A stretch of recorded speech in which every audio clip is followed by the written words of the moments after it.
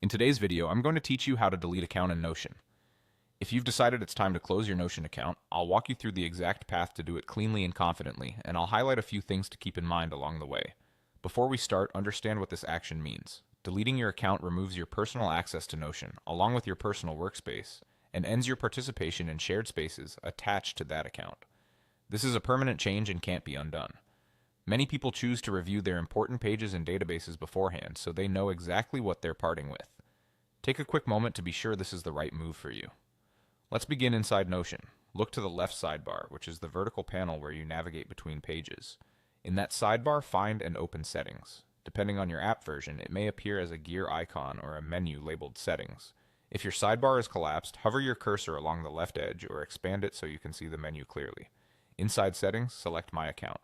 This section holds your core account details and controls, including security, email, and the option to close the account.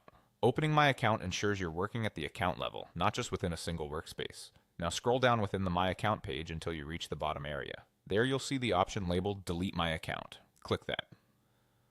Notion will typically display a confirmation prompt to make sure you truly want to proceed. Read the message carefully and follow the on-screen steps to confirm. Once you confirm, Notion begins the deletion process for your account. After you complete the confirmation, you may be signed out and your account will move toward closure. This can happen quickly, though timing can vary. From that point onward, you won't be able to sign back in with the deleted account, and your personal workspace will no longer be available. If you are part of shared spaces, your access will end according to how those spaces are managed. If you don't see the Delete My Account option, double check that you're in the My Account section within Settings, and make sure the app is up to date. If issues persist, try using Notion in a web browser and repeating the steps. That's all there is to it. You navigated to Settings, opened My Account, scrolled down, and selected Delete My Account. Thanks for watching and take care.